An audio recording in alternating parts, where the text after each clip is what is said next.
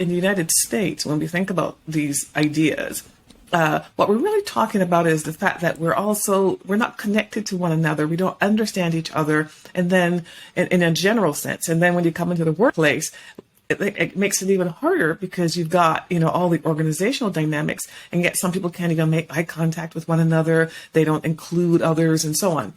That's a very American perspective that is very much influenced by our unique history of slavery, especially with regard to Black Americans and African Americans, because not every group of color would have, been descendants of slaves. But let's say we're focusing primarily on race and ethnicity.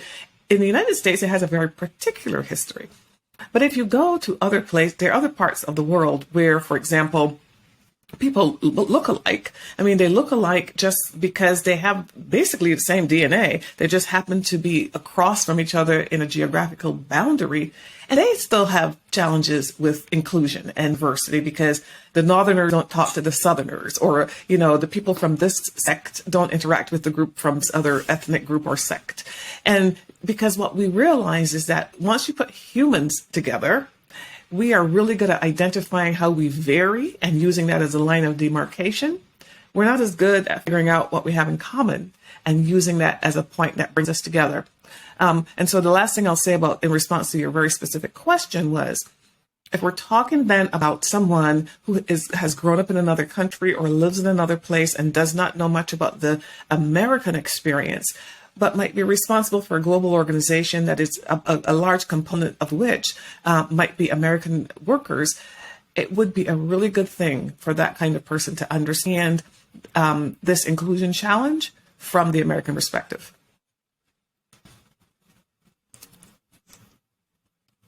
Wow. Oh my gosh. So impactful. So you just mentioned about not really agreeing with diversity, equity, and inclusion. Can you share more about what you think it should be? And it's not even like so what much words should be used instead of that. Let me back up and say that I don't agree with the words put together as if it is a thing. Okay. And Susan, the reason I don't agree with that is for all of my career, and certainly all of the research I've done about things that happened that preceded me in corporate America, when we put this diversity, equity, and inclusion thing together in a box, it tends to be handled over there as some sort of a special project, special issue, special concern that only special people, certain people should address. And so for decades, what we had, especially since the 1960s with the passage of civil rights legislation, federal, what we've had is that people say, okay, diversity issues, okay, we need a Black person, we need a Hispanic Latino person, we need an Asian American Pacific Islander to deal with those issues, we need a woman to deal with the women's issues, we need someone who is neurodiverse to deal with, we go through this whole elaborate thing. And what that means is it gets pushed over here for those people to identify the problems and identify the solutions. The other thing that happens when you do that is that we tend to then hire people to lead functions that we call diversity, equity, and inclusion. And what we ask those people to do is, we under-resource them. We don't give them political clout. And we ask them to fix those problems because somebody else doesn't want to deal with those problems. So we push them over to the side. And then the third concern that I have about doing this, which has been the pattern, the way we've handled these things in the past, is that when we treat it as something separate, what we miss is that really these issues are really a subset of effective leadership. These are leadership issues. So I think of leadership as being effective at managing 100% of your workforce. If you're not effective at managing 100% of your workforce, I don't think you can call yourself an effective leader. It might not be the easiest thing in the world to do, but I have never, speaking on behalf of all women of color, which I should never do, but I will for 1 minute, I have never, ever been offended that someone was friendly, that someone talked to me, that someone asked me questions, that someone wanted to get to know me better.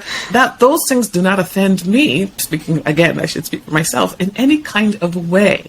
What offends me is when I don't get included, when I don't get asked, when I get ignored. So one possibility is to think about what you could do differently that looks a little bit more like approaching rather than avoiding.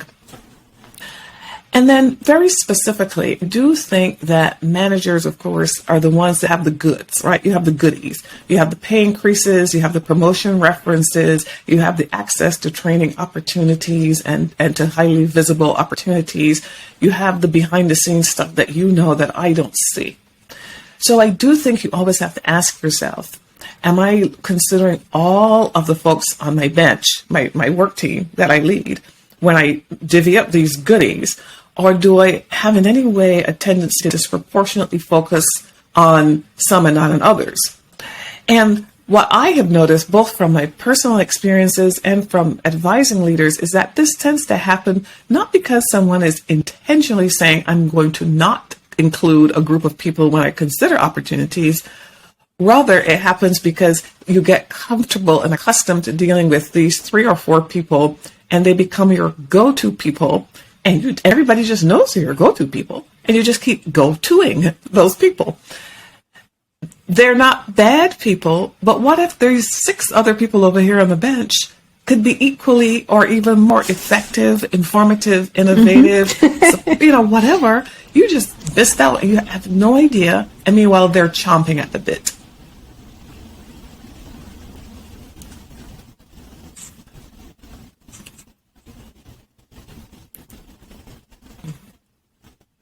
Mm-hmm. Oh my gosh, that's amazing. It's so close in some ways. Like when I think about people who are sitting at the table wanting to participate. And so in addition to those types of situations, it's I'm introverted, I'm hesitant to speak up, or I've had a previous experience that wasn't good, or I'm scared to be visible. I don't feel like it's safe here for me to speak up. And I may be judged for that. So I think there's so many different dynamics happening in a room that a leader has to be paying attention to and try to make sure that everybody has a voice. Everybody has the ability to speak up and share their ideas and thoughts. Otherwise, you're missing out on a great deal of information. Oh, wow.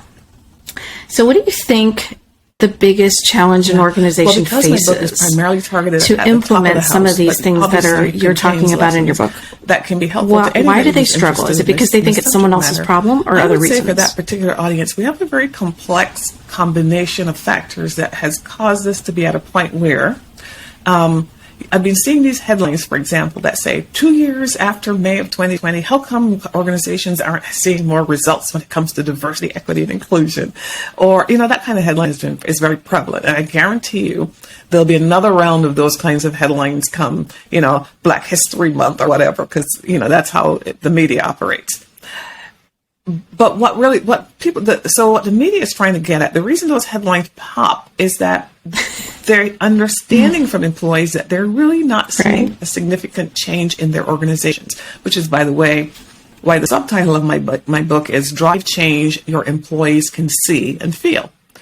So what is getting in the way? Well, I'll be very honest and say, when I walk into public spaces, I assume that maybe 50% of the people that I am talking to, number one, don't even think this is an issue that should be discussed in the workplace, or don't think that those at the top should do anything about it. And executives themselves will say, and said recently in a Fortune 500 article, about 70% said, we think we've talked too much about social justice issues, enough already, right, basically. So there's that, So that is one issue. Executives writ large in our corporations are not even some aren't even sure this is something that belongs on their plates. At the same time, of course, that employees are saying, not only does it belong on your plate, but we expect you to lead this effort so it's something that can really change, because you don't really know how bad it can be sometimes. So there's that. I think another reason is the reason we talked earlier when we talked about just any manager trying to figure out what to do, that sort of psychological distance where leaders are not necessarily close to or have contact with or understand the issues and challenges of those who might be the beneficiaries of this effort. I think that's another reason we aren't seeing more progress, is that they don't necessarily understand these lived experiences and therefore don't see the urgency that the employees themselves might feel.